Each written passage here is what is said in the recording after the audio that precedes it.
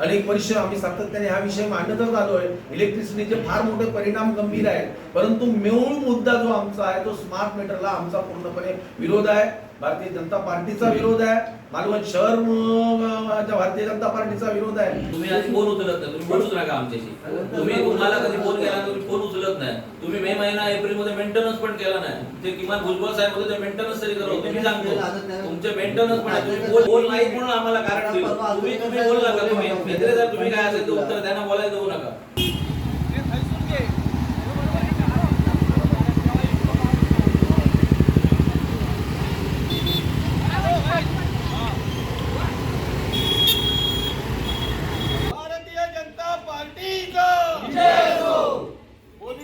आगे बढ़ो, हम तुम्हारे साथ हैं। नारायण साहब आगे बढ़ो, हम तुम्हारे साथ हैं। नारायण साहब आगे बढ़ो, हम तुम्हारे साथ हैं। नारायण साहब आगे बढ़ो, हम तुम्हारे साथ हैं।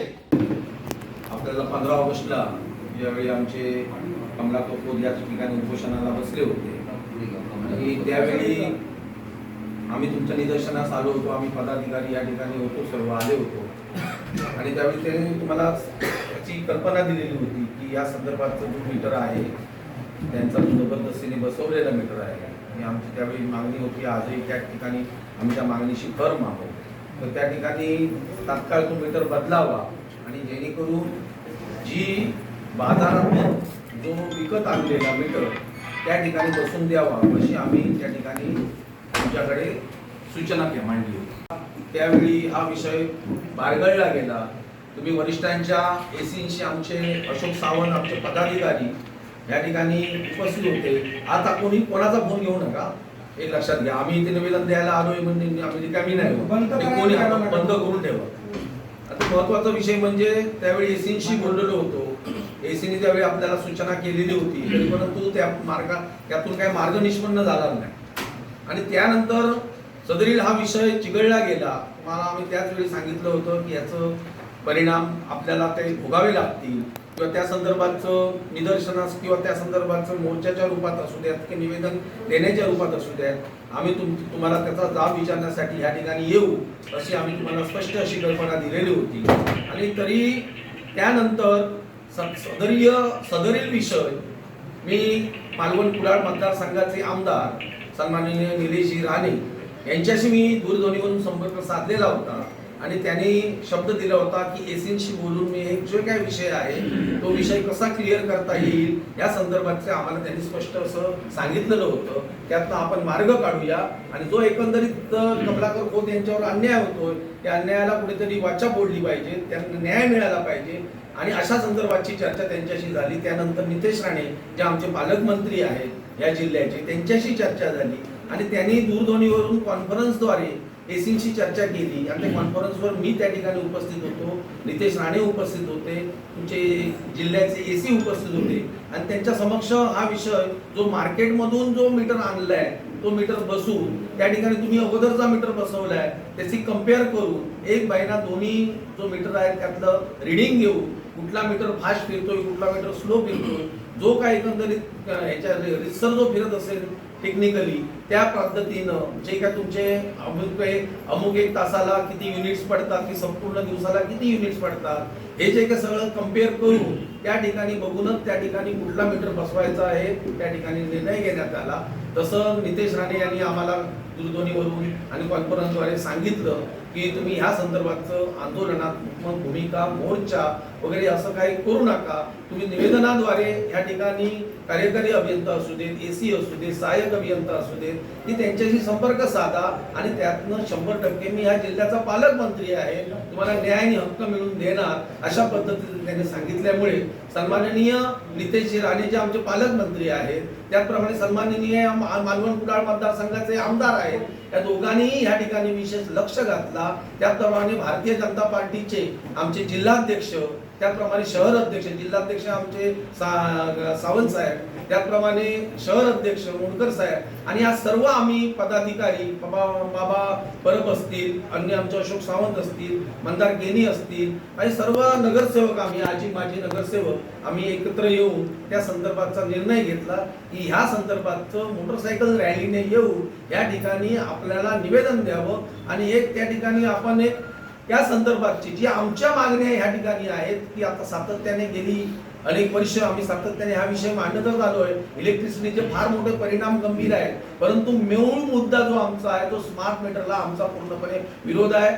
भारतीय जनता पार्टीचा विरोध आहे, मालवण शहर भारतीय जनता पार्टीचा विरोध आहे आणि सर्व पक्षीय विरोध आहे. असं नाहीये की कुठल्या पक्षानं त्या ठिकाणी समर्थन केलेलं आहे असं मला या ठिकाणी प्रामुख्याने वाटतं. त्यामुळे हे जे एकंदरीत स्मार्ट मीटर संदर्भात जी तुम्ही बंधनकारक करताय किंवा त्या संदर्भात बदल करण्याच्या दृष्टिकोनातून आपण जे प्रयत्न करताय की जबरदस्ती करताय, ही जबरदस्ती होता कामा नये आजपासून. आणि त्यासाठी आम्ही तुम्हाला ही सूचना देण्यासाठी या ठिकाणी आम्ही एकत्र आलेलो आहोत. ज्यांचे मीटर खरोखरच नादुरुस्त झालेले आहेत त्यांच्या मीटर संदर्भात योग्य असा संरक्षण निर्णय घ्या. नादुरुस्त झाले असतील तर ते दुरुस्त करण्यासंदर्भात असू देत किंवा बाजार भावाने ते आणून देण्यास आधी तयार असतील तर बाजारातला मीटर भाव दे. त्यांची जी भावना आहे की एकंदरीत मीटर जो स्मार्ट मीटर आहे तो अदानीचा मीटर आहे आणि अदानीच्या मीटरला संपूर्ण महाराष्ट्रामध्ये विरोध झालाय, संपूर्ण सिंधुदुर्गामध्ये विरोध झालाय आणि मालवण या ठिकाणी सुद्धा आम्ही सदरील एजन्सीचा जो मीटर आलेला आहे यांच्यावर आमचा पूर्णपणे विश्वास नाही आहे.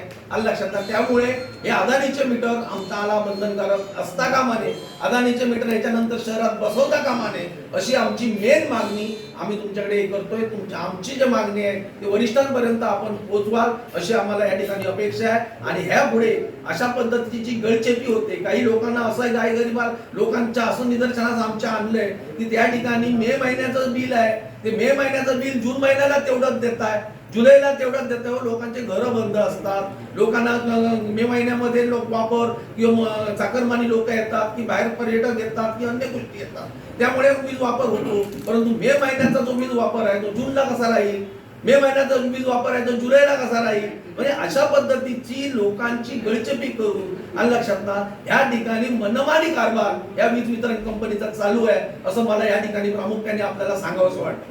त्यामुळे हा मनमानी प्रकार आहे तो प्रकार वेळीच थांबला पाहिजे. आणि अन्यथा हे आता अशा पद्धतीचे निवेदन आपल्याला माहिती आहे की आदरणीय आमचे पालकमंत्री कालच तुम्हाला माहिती आहे की जे एकंदरीत कणकवलीत जो मटका ह्याच्यावर जे धाड घातली गेली आलं लक्षात ना. जर अधिकारी वर्ग आणि कर्मचारी वर्ग कुठल्याही डिपार्टमेंटचे असू देत, मग ते वीज वितरणचे असू देत, मग ते महसूलचे असू देत, मग ते अन्य कुठल्याही सरकारी यंत्रणेचे असू देत, जर ते योग्य वागत नसतील, जनतेशी समन्वय साधून वागत नसतील, मनमानी करत असतील तर त्यांना जाब विचारणं हे आमचं कर्तव्य आहे. हे पालकमंत्री नितेश राणे यांनी या टेक्निक सिद्ध करून दाखवलेलं आहे. आणि त्यामुळे आम्ही वरील या संदर्भाची जी चर्चा आहे ते गणेश कुशे, बाबा मुंडकर, बाबा परब हे स्टेप बाय स्टेप आपली या ठिकाणी चर्चा करतील. ते इतर विषय आमचे इलेक्ट्रिसिटी संदर्भातचे आहेत ते पण विषय तुमच्याकडे या ठिकाणी मांडतील की सातत्याने वीज पुरवठा खंडित होतोय, त्या ठिकाणी वीज यंत्रणा खंडित होते, त्या ठिकाणी यंत्रणा सगळी तुटून पडतायत. पण ठीक आहे, ते मालवणचे शहरातले लोक जे अलर्ट आहेत, लोकांना आपण मला कल्पना देतात. परवा दिवशी तुम्हाला माहिती आहे की पाऊस पडत होता त्यावेळी उमेश नेरुकरांच्या घराच्या समोरच लाईन तुटून पडली, ती ऑनलाईन होती आणि करंट होता त्याला. म्हणजे त्या ठिकाणी नंतर मग उमेश नेरुकर वगैरे सर्व मंडळी एकत्र झाली, त्या लोकांना थांबवलं, एमएससीबीला आम्ही कळवलं, उमेशने कळवलं आणि आम्ही त्या ठिकाणी तुमचे एमएससीबीचे लोक आले तात्काळ. परंतु त्या अगोदर जर असं जर प्रकार घडला असता, तुमची यंत्रणा अलर्ट नाहीये, फोन केला तर फोन कोण उचलत नाहीये, अशी अनेक समस्या या ठिकाणी आहेत. आता गणेश चतुर्थीला फक्त 8-10 दिवस राहिलेले आहेत आणि ह्या याच्यामध्ये वीजचा कुठलाही खेळ खंडोबा चालणार नाही अशी आमची या ठिकाणी भावना आहे. त्या संदर्भातचे जो काही विषय आहे ते आमचे अध्यक्ष बाबा मुंडकर या ठिकाणी विषय क्लिअर करतो. तुम्हाला समजला ह्या मीटरची तक्रार आहे की जास्त बिल होतं, तर बाजूला दुसरा मीटर बसवा, त्याचं चेकिंग करा.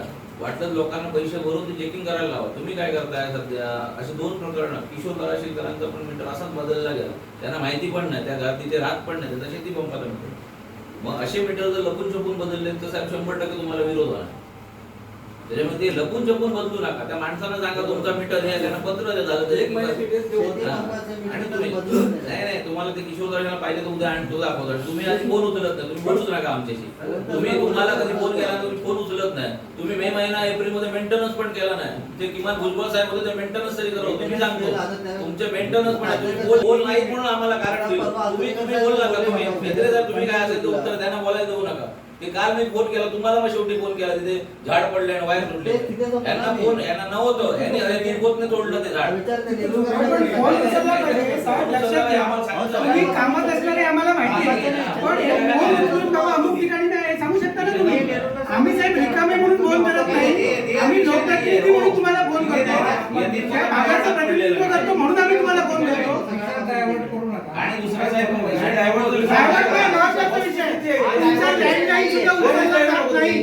लोकांनी करायचं काय मला सांगा. रात्री 11 वाजता लाईट गेली, करायचं काय त्यांनी?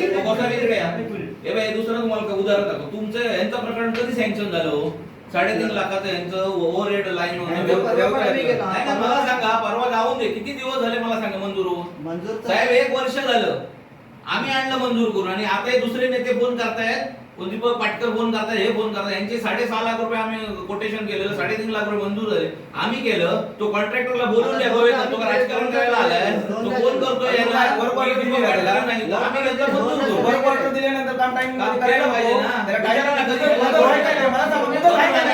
तुम्ही आम्ही पाठपुरावा करू. टाइमपास करताय का? हो तुम्ही आम्हाला बोला, आम्ही लोकप्रतिनिधी आहोत ना. त्यांना संपर्क साधा, ते बोलवते ना आम्हाला कुठून लाईन टाकून द्यायची आम्ही बोलतो तुम्हाला. तो कॉन्ट्रॅक्ट तो जर असा वापर करत असेल सांगितलं म्हणून मी आणलं ते चुकीचं आहे, लक्षात घ्या. नाही पैसे मंजूर आम्ही केले. ते करून मला एकदा माहिती आहे काय मंजुरीसाठी आपण वर्ष झाला काम होत नाही त्यांचा.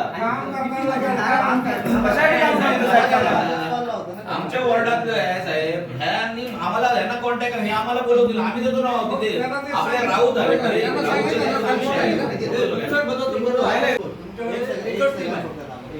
एक प्रॉब्लेम दांडीवर झाला तर तुमचे इकडे लोक सांगणार हॅलो दांडीवर गेले ते उद्या रविवार पाठवून ना बोला. तुला सांगणार रविवार तुमचे मेड्यात झाला उद्या 4 तारीख बोला, बोला. त्याच्यासाठी पावसामध्ये तरी हॅलो आणि दांडीवर रात्री साहेब लाईट नसते. 12-1 वाजता कॉल करते. राहायला पाहिजे हा. हॅलो आपल्याकडून साहेब ना हे तुम्ही आता असंच काय रे? पाहिजे कुठे शहरासाठी म्हणजे दांडीच्या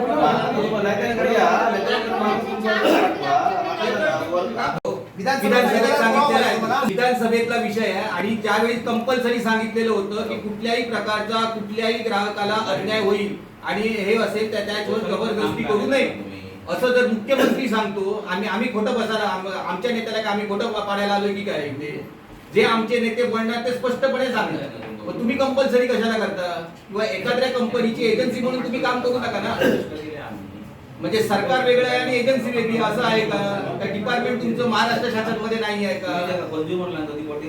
मुख्यमंत्र्यांनी हे जाहीरपणे विधानसभेत सांगितलेलं स्टेटमेंट आहे. ते पाहिजे तर तुम्हाला माहितीच्या अधिकारात काढून आम्ही देतो. आम्ही राजकारण करू बसलो.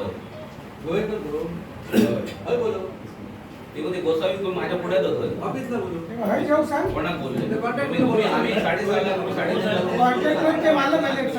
काल दीपक पटकरने पेपरला प्रेस दिली. 3 ट्रान्सफॉर्मर मी आणले. रात्री फोन केला, अरे हे ट्रान्सफॉर्मर आदल्या दिवशी मी मंजूर केलं. हॉटेल महाराज वायरी गेली. म्हटलं कसली स्वतःची बातमी देतो. काय हो साहेब, उत्तर दिले. मला आमचं सगळं सहकार्य असतं. आंबडावर काढले. सगळं सहकार्य असतं. काल आंब्याचं झाड पुरावा ह्या आताच्या गाडीवर पालकमंत्री आणि त्याच झाला. आणि राज्य सरकार अध्यक्ष असताना त्यावेळी बाबा म्हणतात की सरासरी भारतीय जनता पार्टी बातमी काय येते की ह्या संदर्भातल्या घेऊन विसंगत लोकांनी लक्ष दिला पाहिजे. महत्वाची गोष्ट सांगतो. महत्वाची गोष्ट लक्षात घ्या. 60 लोक स्वतःचा वेळ फुकट घालवायला आलेले नाही. 60 लोक इथे कशासाठी आले? जी अडचण आहे ती सांगायला. आणि अडचण असेल नाही होणार तर आम्ही उपस्थित आहोत. सगळ्यांवर केसेस झाला आम्ही ते व्हायला देणार. लावणार तिकडे तो स्मार्ट मीटर आम्ही जाणार. आम्ही बोलणार तुम्हाला काय करायचं आम्ही होळी करणार तिकडे. कारण साहेब तुम्ही एक लक्षात घ्या, कोणासाठी चाललंय? जनतेसाठी चाललंय मंत्री ना. साहेब तुमच्याकडे जेव्हा सरकारने सर्व्हिस सगळ्या स्टाफ गोष्टी बदलायला दिल्या. माणूस त्या येतो. स्मार्ट मीटरचे फायदे खूप आहेत. सकाळी 8 ते 5 वेळेमध्ये 80 पैसे स्वस्त, अमुक मारे सगळ्या गोष्टी चांगल्या आहेत. अरे पण गरज नाही ना जनतेला. वाटेल तेव्हा तो लावेल ना स्वतःच्या मनाने. विश्वास त्याला येऊन दे ना. सरकार जे काय त्याच्यासाठी करतंय ते. होणार ना. तुम्ही स्मार्ट मीटरचा कागद दाखवायचा ना.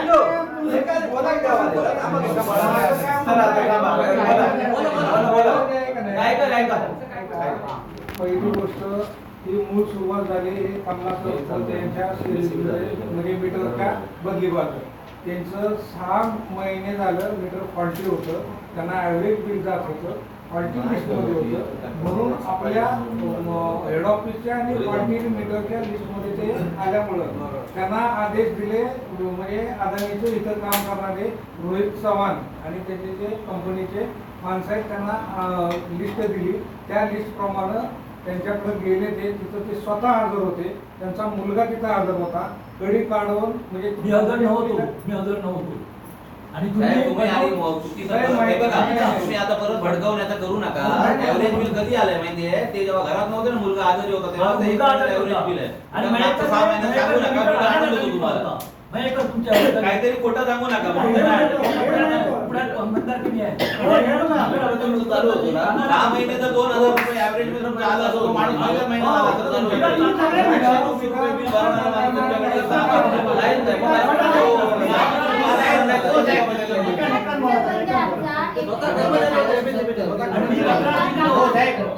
तुम्हाला दाखवायचं आहे ना, हे तर मीटर आहे तो त्याच्यात नेऊन लावा आणि त्याचा काढून आणा म्हणजे जनता शांत होईल. हे नाही जनता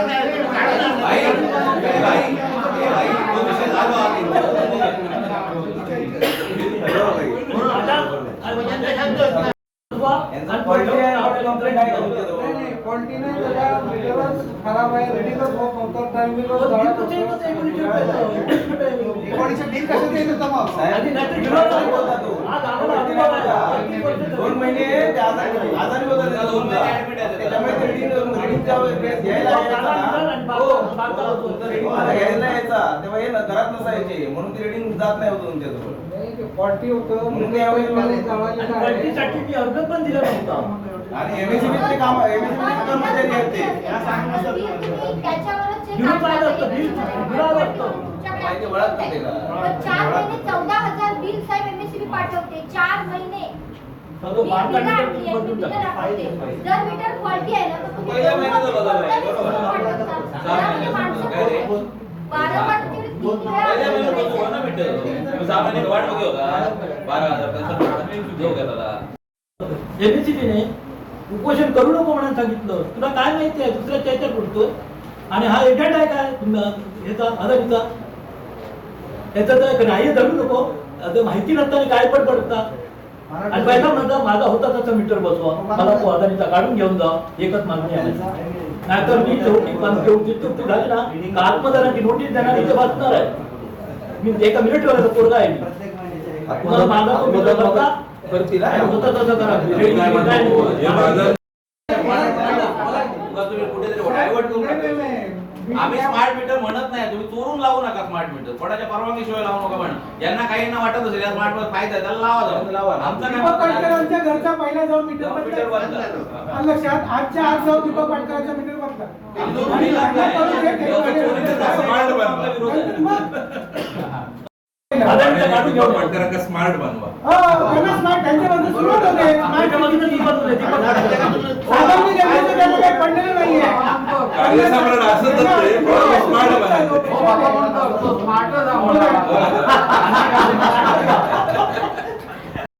लेवलला आपण एक बैठक आयोजित करू. त्यांच्याशी चर्चा करून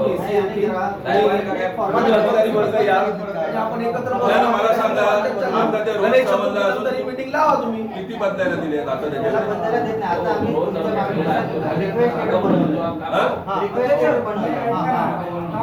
साहेब, परवा